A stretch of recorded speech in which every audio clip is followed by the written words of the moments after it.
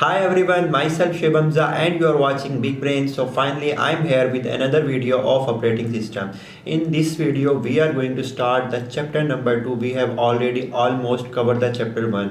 Chapter 1 में जो मुझे लगता था कि ये इम्पोर्टेंट है वो ऑलमोस्ट मैं करवा चुका हूँ. सो टाइम भी हमारे पास अब कम रहता है क्योंकि एग्ज़ाम हमारे स्टार्ट होने वाले हैं. तो मैंने डिसाइड किया चैप्टर 2 की तरफ मूव करवाना है आप लोगों को, उसके बाद चैप्टर 3 की तरफ भी करना है. तो चैप्टर 2 में कुछ इंपॉर्टेंट टॉपिक्स हैं जो कि एग्ज़ाम पॉइंट ऑफ व्यू से काफ़ी इम्पॉर्टेंट है. तो मैंने कहा इस पर वीडियोस वगैरह बनाई जाए. तो आज की जो वीडियो है वो है ऑपरेटिंग सिस्टम की जो सर्विसेज है कि ऑपरेटिंग सिस्टम कौन कौन सी सर्विसेज आपको प्रोवाइड करता है. सो वीडियो स्टार्ट करने से पहले मैं अगेन आपको अनाउंसमेंट करना चाहता हूँ जो कि लास्ट टाइम ही मैंने सीएन की जब वीडियोस बना रहा था तब मैंने की थी. तो एक और चीज़ है कि जब टाइम काफ़ी शॉर्ट है, मैं कुछ बीमार वगैरह हो गया था जिसकी वजह से मैं कुछ टाइम तक वीडियोस नहीं बना पाया था. तो उसमें क्या हुआ कि अब हमारे पास टाइम शॉर्ट है तो मैं अब अपनी खुद की स्लाइड नहीं बना पा रहा, लेकिन आगे मीट के बाद ट्राई करूँगा कि खुद की स्लाइड वगैरह बनाऊँ. तो मैं बुक की ही जो स्लाइड गिवन है जो हमें यूनिवर्सिटी में भी करवाई जा रही है वही स्लाइड आप लोगों को करवाऊँगा. उससे क्या होगा, वो स्लाइड आप लोगों को भी इजीली अवेलेबल होंगी, इंटरनेट पे भी वो अवेलेबल है. तो उससे आप लोगों को काफ़ी अच्छी प्रिपरेशन हो जाएगी. तो एक्सप्लेन भी मैं कर दूंगा, सारी स्लाइड आपको बहुत इजीली हो जाएगी. ऑपरेटिंग सिस्टम की जो स्लाइड है वो तो फिर भी बुक वाली कुछ ना कुछ अच्छी है, लेकिन जो सीएन की कंप्यूटर नेटवर्क की स्लाइड है वो तो बहुत ही वाहियात है. तो उसके लिए मैं आपको रिकमेंड करूँगा कि आप मेरे हैंड रिटन नोट्स परचेज़ करें. वो आपको मेरी वेबसाइट पे अवेलेबल होंगे, लेकिन वेबसाइट बनाने का भी अभी मेरे पास टाइम नहीं है. तो आप मुझे इंस्टाग्राम पे मैसेज करके उससे रिलेटेड इन्फॉर्मेशन ले सकते हैं. मेरा इंस्टाग्राम है दाशेब हमज़ा के नाम से. तो वहाँ पे आप मुझे कॉन्टैक्ट वगैरह करके नोट्स वगैरह ले सकते हैं, लेकिन वो परचेज़ हैं almost 500. I decided the price. तो वहाँ से परचेज़ करें. उससे क्या होगा कि आपको ना एग्ज़ाम में बहुत अच्छा बेनिफिट मिल जाएगा. तो आपको बहुत ईजीली प्रिपरेशन वगैरह हो जाएगी. So without wasting any more time let's start the today's video. So guys, as you can see that I have open the slide. ये हमारे पास चैप्टर 1 है. चैप्टर 1 के अंदर मैं आपको लोगों को ऑलरेडी बता चुका हूँ कि ऑपरेटिंग सिस्टम क्या करता है, उसके अंदर क्या चीज़ें होती हैं, उसकी क्या सारा ना overview type introduction wise interrupt के बारे में मैं बता चुका हूँ. मैं आपको बताया था वो multi programming, multi tasking, multi processing वगैरह क्या होती है. तो उसके इस चैप्टर 1 के अंदर वैसे इंट्रोडक्शन ही होता है कि क्या क्या चीज़ें होती हैं. ठीक है, ये वाली सारी डायग्राम मैं आप लोगों को लास्ट टाइम भी एक्सप्लेन कर चुका हूँ ऑपरेटिंग सिस्टम क्या करता है. इसके अलावा और हाँ, ये कंट्रोलर्स वगैरह का भी मैंने बताया था. आई गेस ये इंटरप्ट्स क्या होते हैं. ठीक है, इंटरप्ट्स मैंने कहा था ये लाइफ साइकिल पे एक वीडियो होनी चाहिए, लेकिन अभी एग्जाम्स करीब आ चुके हैं तो मैंने डिसाइड किया कि चैप्टर 2 की तरफ मूव करते हैं. बाकी स्टोरेज वगैरह ये एग्ज़ाम पॉइंट ऑफ व्यू से इतना ज़्यादा इंपॉर्टेंट नहीं है. बस इसका एमसीक्यूज़ आया था डीएमए का. डीएमए का शॉर्ट क्वेश्चन आया था एग्जैक्टली. यस, तो वो मैंने बाद में चेंज कर दिया था मेरा. तो operating system, multi programming, multi tasking, ठीक है, ये सारी चीज़ें मैं आपको करवा चुका हूँ. अब ये वाला इसमें ना एक इंपॉर्टेंट टॉपिक रहता है डुअल मोड ऑपरेशन के. डुअल मोड क्या होता है, यूज़र मोड क्या होता है, कर्नल मोड क्या होता है. तो ये जो डुअल मोड वगैरह है ना, सारा आपको चैप्टर 2 के अंदर इसकी सारी डिटेल मिल जाएगी. जब आप ऑपरेटिंग सिस्टम के स्ट्रक्चर्स पढ़ेंगे ना, तो जैसे सिंपल स्ट्रक्चर आया, माइक्रो कर्नल स्ट्रक्चर आया, तो जब सेकेंड चैप्टर की जो तीसरी वीडियो बनानी है ना मैंने, वो उसी पे बनानी है कि ऑपरेटिंग सिस्टम के स्ट्रक्चर्स कौन कौन से होते हैं. तो उसके अंदर ये वाला टॉपिक कवर हो जाएगा. ये बहुत ज़्यादा इंपॉर्टेंट है कि यूज़र मोड बिट 1 होते हैं, कर्नल मोड बिट 0 होती है. तो ये सारा आप लोगों को उसमें एक्सप्लेन कर दूंगा. तो इसलिए अभी ये चैप्टर 1 में नहीं करवा रहा. यहाँ पे चैप्टर 1 के अंदर प्रोसेसेस के बारे में इंट्रोडक्टरी वाइज बताया, लेकिन चैप्टर 3 आपका सारा प्रोसेसेस के बारे में. तो इसलिए अभी यहाँ से ये भी स्किप करवा रहा हूँ. बाकी इतना कुछ है नहीं चैप्टर 1 के अंदर, तो आगे आपको बहुत अच्छे से मिल जाएगी. बाकी इसके अंदर ये तो सीएन वाली चीज़ है, तो सीएन में भी आप देख सकते हैं. तो चैप्टर 1 ऑलमोस्ट हमारा कवर हो चुका है. जो टॉपिक्स रहते हैं वो आपके चैप्टर 2 एंड चैप्टर 3 के अंदर कवर हो जाएंगे. This is exactly what I want to say. Okay, तो स्टार्ट करते हैं हम अपना चैप्टर 2. चैप्टर 2 के अंदर मैं आपको लोगों को दिखा देता हूँ कि हमारे पास होगा क्या क्या. तो यहाँ से मैं इसको ओपन कर लेता हूँ. तो अभी जो हमारी वीडियो है ना वो है ऑपरेटिंग सिस्टम की सर्विसेज के बारे में कि ऑपरेटिंग सिस्टम की कौन कौन सी सर्विसेज हैं हमारे पास. उसके अलावा जो इसके अंदर जो सेकंड वीडियो मैं बनाऊंगा उसके अंदर बनाऊंगा सिस्टम कॉल्स क्या होती हैं. सिस्टम कॉल बहुत ज़्यादा इंपॉर्टेंट है, तो बहुत मज़ा आने वाला है. उसके अलावा इसके अंदर इंपॉर्टेंट है लिंकर एंड लोडर है. और इसके अंदर एक क्वेश्चन है कि why applications are operating system specific. ठीक है, ये भी इंपॉर्टेंट है.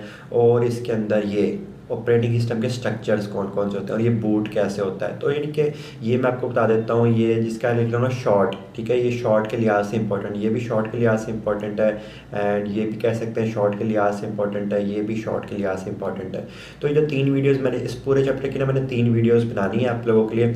आज की जो पहली वीडियो है ना उसके अंदर मैं आपका कवर करूँगा सर्विसेज, ठीक है। उसके बाद जो सेकंड वीडियो आएगी वो आएगी सिस्टम कॉल्स की, ठीक है, सिस्टम कॉल। उसके बाद जो थर्ड वीडियो आएगी ना वो आएगी आप लोगों के पास ये ऑपरेटिंग सिस्टम के स्ट्रक्चर्स के ऊपर। तो बेसिकली ये 3 वीडियो आएंगी और आपका चैप्टर 2 कवर हो जाएगा। उसके बाद हम मूव कर सकते हैं अपने चैप्टर नंबर 3 की तरफ।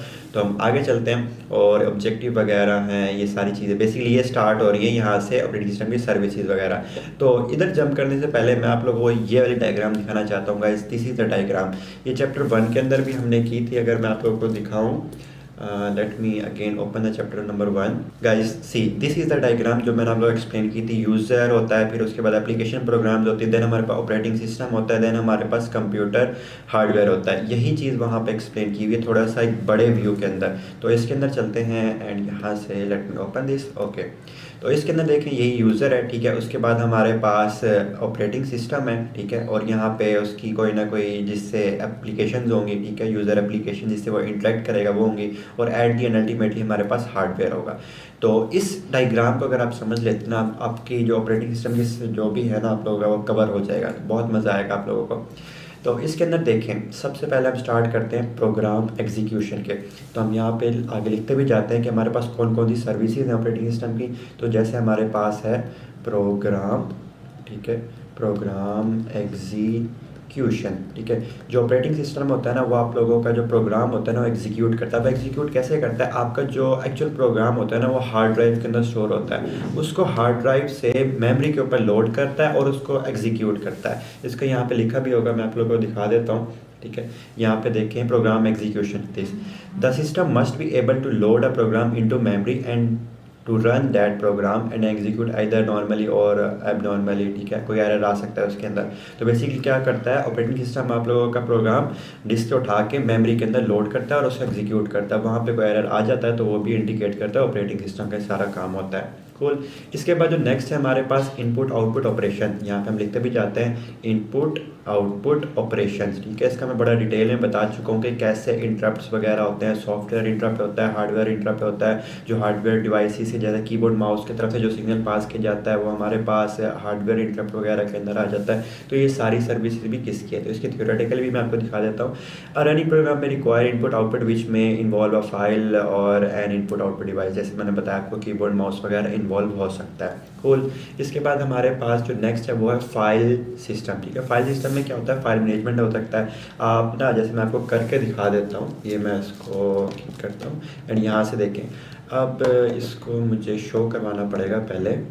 अब ये जो मैं इंटरफेस आप लोग देख रहे हैं ना, सारा मुझे कौन प्रोवाइड कर रहा है, ऑपरेटिंग सिस्टम कर रहा है। अब यहाँ से मुझे अलाउ कर रहा है ऑपरेटिंग सिस्टम के मैं कोई भी ये जो विंडो आप पॉपअप देख रहे हैं, मैं राइट क्लिक किया माउस से तो ये जो विंडो पॉपअप खुल के आया हमारे पास, ये कौन प्रोवाइड कर रहा है, ऑपरेटिंग सिस्टम प्रोवाइड कर रहा है। विंडोज़ एक ऑपरेटिंग सिस्टम है वो प्रोवाइड कर रहा है। तो यहाँ पर हमें कह रहा है कि हम न्यू डायरेक्टरीज बना सकते हैं, फाइल्स बना सकते हैं। तो सारा काम मुझे कौन करके दे रहा है, ऑपरेटिंग सिस्टम दे रहा है। तो इस तरह से मैंने इसको ओपन कर लिया, ठीक है। यहाँ से मैं इसके अंदर अपडेट कर सकता हूँ, इसको डिलीट कर सकता हूँ लाइक दिस। तो यही सारी चीज़ वहाँ पे एक्सप्लेन की गई है। Let me open it again. तो यहाँ पे फाइल सिस्टम में मैं इसकी थ्योरेटिकली भी आपको दिखा देता हूँ। यहाँ पे ये देखें, the file system is of particular interest, ठीक है। Program need to read and write files and directories, create and delete. जैसे मैंने अभी आपको भी क्रिएट करके दिखा है, डिलीट करके दिखा। आप सर्च भी कर सकते हैं, list, file information, permission management. आप परमिशन एलोकेट कर सकते हैं कि आप वाकई इसमें कुछ चेंजिंग कर सकते हैं, नहीं कर सकते, पासवर्ड वगैरह लगा के कर सकते हैं। तो ये सारी चीज़ें हमें कौन प्रोवाइड कर रहा है, ऑपरेटिंग सिस्टम प्रोवाइड कर रहा है। तो यहाँ पे लिख देते हैं फाइल मैनेजमेंट, ओके। तो 3 हमने अभी तक सर्विसेज पढ़ ली हैं। उसके बाद हम आगे चलते हैं और हमारे पास कम्युनिकेशन, ठीक है। हमारे पास ना कम्युनिकेशन हो सकती है, कम्युनिकेशन किसकी होती है, हम जो ऑपरेटिंग सिस्टम रन कर रहे हैं, हमारे प्रोग्राम एग्जीक्यूट हो रहे होते हैं ना, तो हमारे पास बहुत सारे ना प्रोसेसेस क्रिएट हो रहे होते हैं। प्रोसेसेस का चैप्टर नंबर 3 है, बहुत डिटेल में मैं आपको करवाऊंगा वो इंशाल्लाह। तो उसमें क्या होता है कि प्रोसेसेस होते हैं। अब प्रोसेसेस क्या होते हैं, एक दूसरे से ना इंफॉर्मेशन एक्सचेंज करते हैं, बाय मैसेजिंग कर सकते हैं। और ये सारा काम ना वो किसके थ्रू कर रहे होते हैं, इंटर प्रोसेस कम्युनिकेशन कर रहे, IPC के थ्रू कर रहे होते हैं। तो सारा चैप्टर 3 के अंदर बहुत डिटेल में, तो इसको थ्योरेटिकल में आपको दिखा देता हूँ। प्रोसेसिंग, देखिए मैंने आपको बताया ना, प्रोसेसिंग में exchange information on the same computer और between computer over a network. तो सेम कंप्यूटर के अंदर भी कर सकते हैं, सेम कंप्यूटर के अंदर जो कर रहे होते हैं ना वो ऑपरेटिंग सिस्टम मैनेज कर रहा होता है, और जो बिटवीन कंप्यूटर, इनके दो कंप्यूटर के दरमियान करते हैं वो ओवर ए नेटवर्क। ये वाला जो पार्ट है वो कंप्यूटर नेटवर्क के अंदर पढ़ेंगे, और जो सेम कंप्यूटर वाला है वो किसके अंदर पढ़ेंगे, वो पढ़ेंगे हम ओएस के अंदर पढ़ेंगे। और जो हमारे पास जो कम्युनिकेशन होती है ना वो हो सकती है शेयर्ड मेमोरी, ठीक है, 2-3 तरीके इसके अंदर आने वाले हैं, ठीक है, वो सारे मैं आपको पाइपलाइन वगैरह सारी चीज़ें मैं करवा दूंगा आप लोगों को, चैप्टर 3 के अंदर आएंगे। तो अभी ऐसे इंट्रोडक्टरी वाइज पढ़ रहे हैं कि शेयर्ड मेमोरी के थ्रू हो सकती है, मैसेज पासिंग के थ्रू हो सकती है। मैसेज पासिंग भी टेक्निक है जिसके हमारे पास प्रोसेसिंग आपस में कम्युनिकेट करते हैं। तो हमें पता चल चुका है एक कम्युनिकेशन भी हमारे पास प्रोसेसिंग हो सकती है, और वो कैसे होती है हम जो पढ़ेंगे ऑपरेटिंग सिस्टम के थ्रू पढ़ेंगे। ओके, और हमारे पास आ सकता है रिसोर्स एलोकेशन, यहाँ पे लिख देते हैं हम रिसोर्स एलोकेशन। अब रिसोर्स एलोकेशन में यार किस चीज़ की रिसोर्स एलोकेशन वो कर रहा होता है।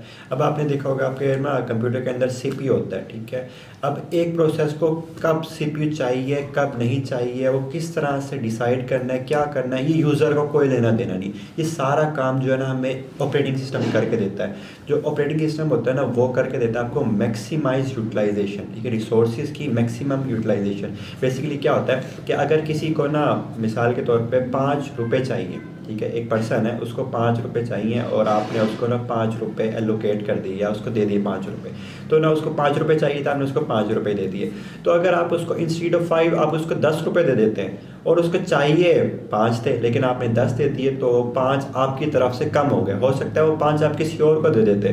तो इस तरह से जो एलोकेशन होती है ना कि जिसको जितना चाहिए उतना ही एलोकेट किया जाए, तो सारा काम ना किसके अंदर आ जाता है, रिसोर्स एलोकेशन के अंदर आ जाता है। और ये कौन डिसाइड वगैरह करता है, सारा काम ऑपरेटिंग सिस्टम डिसाइड करता है। तो ये भी उसकी सर्विस के अंदर आ जाता है। इसकी थ्योरी भी मैं अभी दिखा देता हूँ। हाँ, when multiple user or multiple jobs running concurrently resources must be allocated to each of them, ठीक है, सबको रिसोर्सेज वगैरह एलोकेट करने होते हैं और वो सही हिसाब से करने होते हैं। Many types of resources CPU cycle अब बता रहा है कि किस किस तरह के रिसोर्सेज आपके पास हो सकते हैं। सीपीयू साइकिल्स हो सकते हैं, मेन मेमोरी किसको कितनी एलोकेट करनी है, फाइल स्टोरेज, ठीक है, आपके पास जो हार्ड डिस्क है वो भी आपके पास एक रिसोर्स है, वो किसको कितना देना है, वो सारा चीज़ें एलोकेट वगैरह करना है। इनपुट आउटपुट डिवाइसेस वगैरह ये सारी चीज़ें किसके अंदर आ जाती है, रिसोर्स एलोकेशन। रिसोर्स एलोकेशन करते हैं इन चीज़ों की, और ये सारी कौन सी चीज़ें, ये सारी चीज़ें हमारे पास रिसोर्सेज, ठीक है, फॉर मेमोरी और फाइल स्टोरेज, इनपुट आउटपुट, ये सारी रिसोर्सेज हैं, और इनको जो एलोकेशन है वो रिसोर्स एलोकेशन के अंदर आ जाता है। ये टाइप्स ऑफ रिसोर्सेज हैं। ओके, यहाँ पे जो एक और आप देख सकते हैं अकाउंटिंग, इसको भी हम लिख लेते हैं हमारे अपने पास ACCOUNTING, अकाउंटिंग। अब मैं बड़ा कंफ्यूज होता है यार, अकाउंटिंग कैसे, कौन सी अकाउंटिंग की बात हो रही है यहाँ पे। यहाँ पे बात हो रही है मल्टीपल यूज़र्स की लॉगिन, ठीक है, मल्टीपल यूज़र लॉगिन कर सकते हैं। जैसे आप एक विंडोज़ से यूज़ कर रहे हैं, उसके अंदर क्या कर सकते हैं, मल्टीपल अकाउंट्स क्रिएट कर सकते हैं। तो और ये सारी चीज़ें भी इसके अंदर आ जाती है, ठीक है। यहाँ पे to keep track of which user use how much and what kind of computer resource है। तो ये सारा चीज़ें यानी कि रिस्ट्रिक्शन लगाना कि ये वाला यूज़र ये वाला रिसोर्स नहीं यूज़ कर सकता, ये क्या करना है क्या नहीं करना, ठीक है। लॉगिन हम मल्टीपल अकाउंट्स वगैरह क्रिएट कर लेते हैं, तो वो चीज़ भी किसके अंदर आ जाती है, इसकी सर्विसेज के अंदर आ जाती है। अच्छा, यहाँ पे लिखा हुआ है एक एरर डिटेक्शन, एरर डिटेक्शन भी लिख लेते हैं हम, ERROR, एरर डिटेक्शन। अब एरर डिटेक्शन के अंदर हमारे पास क्या होता है, फॉर एग्जांपल मैं ना यहाँ से एक कीबोर्ड लगा लेता हूँ, ठीक है, कीबोर्ड लगा लेता हूँ या कोई भी ना USB केबल लगा लेता हूँ। अगर वो केबल ख़राब होती है ना, तो साइड पे आपने देखा होगा छोटा सा पॉपअप बन के आता है, और उसके ऊपर येलो कलर का इस तरह से साइन भी लगा होता है, ठीक है, ट्राइगन टाइप का, कि भाई ये फेल हो गया या इसमें कोई एरर आ गया या आपकी जो केबल है ना वो ठीक नहीं है, ठीक है। तो जो एरर्स भी होते हैं ना वो भी आपको ऑपरेटिंग सिस्टम डिटेक्ट करके दे रहा होता है, या आप कोई भी प्रोग्राम एग्जीक्यूट कर रहे होते हैं उसके अंदर डिवाइड बाय 0 कर देते हैं, तो वो भी एक एरर होता है, ठीक है। तो सारे जो एरर डिटेक्शन है ना वो आपको क्या करके दे रहा होता है, ऑपरेटिंग सिस्टम कर रहा होता है। अब एरर डिटेक्ट तो कर रहा है, लेकिन इसके साथ साथ ही एक और सर्विस भी आपको प्रोवाइड करता है, बहुत ही ट्रबल शूटिंग की। यानी कि एक जो एरर होता है ना उसको हम कह रहे होते हैं बग, और बग को फिक्स करने के प्रोसेस को हम कह रहे होते हैं डिबगिंग। तो ये सारा काम भी आपको कौन करके दे रहा होता है, ऑपरेटिंग सिस्टम करके दे रहा होता है।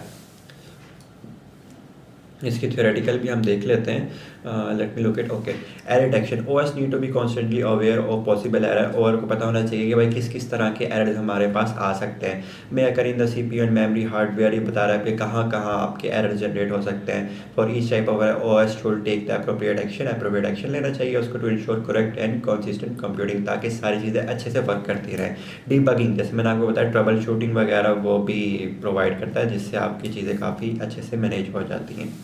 कूल। इसके बाद हमारे पास लास्टली यहाँ पे प्रोटेक्शन एंड सिक्योरिटी। अब गाइस हम यहाँ पे difference between protection and security भी आ सकता है, ठीक है, तो हम यहाँ पे लिख लेते हैं। शॉर्ट क्वेश्चन आ सकता है, प्रोटेक्शन और सिक्योरिटी का डिफरेंस आ सकता है हमारे पास, प्रोटेक्शन एंड सिक्योरिटी का, ठीक है। अब प्रोटेक्शन और सिक्योरिटी ना काफ़ी रिजेंबल वर्ड लगते हैं कि इसमें क्या डिफरेंस हो सकता है। अब जब प्रोटेक्शन होता है ना, प्रोटेक्शन के अंदर ये होता है कि कौन सा यूज़र किस चीज़ को, किस रिसोर्स को यूज़ कर सकता है, एक्सेस, ठीक है, यानी कि रिस्ट्रिक्शन लगाना, ठीक है, आपने उसको अकाउंट्स क्रिएट करके या अपने रिसोर्स को ना इंटरनली तौर पे सेफ रखना, ठीक है। तो इसके अंदर ये आ जाता है प्रोटेक्शन, ये प्रोटेक्ट कर दिया हमने इस यूज़र से इस डाटा को, ओके। और जो सिक्योरिटी होता है ना, सिक्योरिटी के अंदर होता है कि एक्सटर्नल या इंटरनल अटैक से, ठीक है, हैकिंग से बचाना, सिक्योर करना, क्या वो सारी चीज़ किसके अंदर आ जाती है, वो आ जाती है सिक्योरिटी के अंदर। तो यहाँ पे लिखा हुआ है the owner of the information store in a multi user और नेटवर्क कंप्यूटर सिस्टम में want to control use of that information, यानी कौन कौन सा यूज़ करेगा, ठीक है, वो सारी चीज़ उसके अंदर आ जाती हैं। यानी प्रोटेक्शन के अंदर वही है कि किसको कौन सी चीज़ की एक्सेस देनी है। और हमारे पास जो सिक्योरिटी के अंदर आ जाता है ना, वो ऑथेंटिकेशन आ जाता है, ठीक है, कि डिफेंडिंग करना external input output devices from invalid access attack, यानी कि हैकिंग से बचाना। बस इसमें ज़्यादा कोई इतना कॉम्प्लेक्स जाने की ज़रूरत नहीं है, आपको बस पता होना चाहिए प्रोटेक्शन और सिक्योरिटी का डिफरेंस क्या होता है। प्रोटेक्शन होता है आपको उसको यूज़र्स को एलोकेट करना कि ये वाला यूज़र इस चीज़ को एक्सेस कर सकता है, हमने प्रोटेक्ट कर दिया अपने डाटा को। और जो सिक्योरिटी है वो एक्सटर्नल हैक वगैरह से, अटैक से बचाने के लिए। ओके, आपको लग रहा होगा यहाँ पे सर्विसेज हमारे पास कंप्लीट हो चुके हैं, लेकिन बहुत क्रिटिकल, बहुत इंपॉर्टेंट हमारे पास last but not the least मैं पहले लिख देता हूँ, वो है user interfaces. User interfaces, okay. User interfaces जो होते हैं ना, वो भी हमारे पास ऑपरेटिंग सिस्टम प्रोवाइड करते हैं। जो विंडोज़ का होता है या लिनक्स का होता है, ये सारा भी हमें ऑपरेटिंग सिस्टम प्रोवाइड करता है। विंडोज़ लिनक्स बेसिकली ये भी ऑपरेटिंग सिस्टम थे। यहाँ पे लिखा हुआ है यूज़र इंटरफेसेस, तो इसकी जो ये है, almost all operating system have a user interface. Her operating system का कोई ना कोई यूज़र इंटरफेस होगा जिससे यूज़र इंटरेक्ट कर पाएगा, यूज़ कर पाएगा। यूज़र इंटरफेस ही नहीं होगा तो यूज़र मुंह उठा कैसे बैठा होगा कि भाई मुझे तो कोई इंटरफेस प्रोवाइड ही नहीं किया, मैं कम्युनिकेट कैसे करूँ हार्डवेयर के साथ। डायरेक्टली तो कम्युनिकेट कर नहीं सकता है कि यूज़र, कॉमन यूज़र।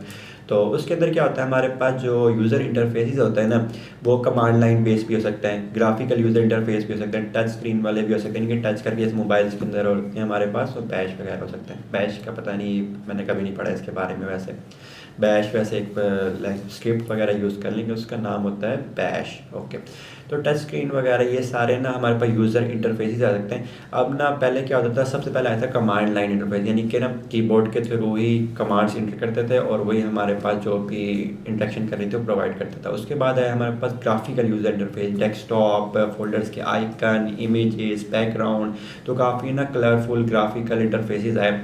और फिर हमारे पास जैसे विंडोज़ आई, उसके अंदर क्या था कि दोनों, यानी कि CMD आप ओपन करोगे तो कमांड लाइन इंटरफेस खुल जाएगा, और आप वैसे यूज़ करोगे तो ग्राफिकल यूज़र इंटरफेस भी है आपके पास।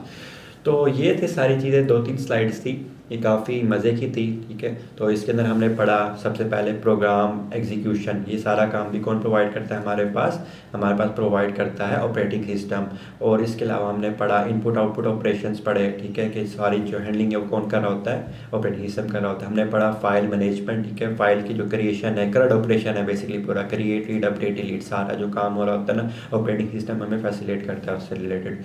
कम्युनिकेशन प्रोसेस की कम्युनिकेशन IPC के थ्रू होती है, सारा काम होता है हमारे पास। रिसोर्स एलोकेशन है कि CPU किसको कितना देना है, मेमोरी किसको कितनी देनी है। अकाउंटिंग है, मल्टीपल यूजर्स आप क्रिएट कर सकते हैं ऑपरेटिंग सिस्टम के अंदर। हमारे पास एरर डिटेक्शन होती है कि कोई भी एरर आता है, बग आता है, उसको डिबगिंग करता है, ठीक है, ट्रबल शूटिंग वगैरह करता है। प्रोटेक्शन एंड सिक्योरिटी के बारे में पढ़ा हमने, पढ़ा यूज़र इंटरफेसेस के बारे में पढ़ा। तो 1 2 3 4 5 6 7 8 9, तो 8-9 हमने पढ़ ली हैं सर्विसेज, जिससे हमारी आज का टॉपिक भी कंप्लीट होता है, हमारी वीडियो भी कंप्लीट होती है। तो हमने पढ़ा ये ऑपरेटिंग सिस्टम सर्विसेज के बारे में। तो अब जो नेक्स्ट वीडियो आएगी ना वो आएगी सिस्टम कॉल्स के बारे में। ये बहुत इंपॉर्टेंट टॉपिक है। इसके अलावा अगर शॉर्ट क्वेश्चन कोई है तो मैं आपको दिखा देता हूँ। ये इतनी कोई इंपॉर्टेंट नहीं है, बस बताया हुआ है कि यूज़र इंटरफेस कैसे होते हैं हमारे पास, ठीक है, टच स्क्रीन वाले होते हैं ये मैक ओएस के। अब देखिए नेक्स्ट जो टॉपिक हमारे पर डायरेक्टली स्टार्ट हो रहा है ना वो सिस्टम कॉल्स वाला हो रहा है। तो सिस्टम कॉल्स के बारे में देखेंगे, एपीआई के बारे में देखेंगे, ठीक है, किस तरह से हमारे पास कन्वर्जन वगैरह होती है, यूज़र मोड कर्नल मोड भी आएगा इसके अंदर। ओके, तो काफ़ी मज़े के टॉपिक हैं, बस जो मेन है ना वो मैं आपको करवाता जा रहा हूँ, आपको बहुत ईजी इसलिए हो जाएगा। अभी जो हमने पढ़ा वो पढ़ा ऑपरेटिंग सिस्टम सर्विस। तो ये थी आज की वीडियो, मिलते हैं नेक्स्ट वीडियो में। उसके अलावा नोट्स मैंने हैंड रिटन बनाए हैं, ठीक है, तो ये काफ़ी ज़्यादा बेनिफिशियल होंगे आप लोगों के लिए। तो ये आपने ज़रूर परचेज़ करने हैं। आप मुझे इंस्टाग्राम पे मैसेज कर सकते हैं, माई इंस्टाग्राम इज़ ताशुब हमसा। तो मिलते हैं नेक्स्ट वीडियो में, तब तक के लिए take care and bye bye.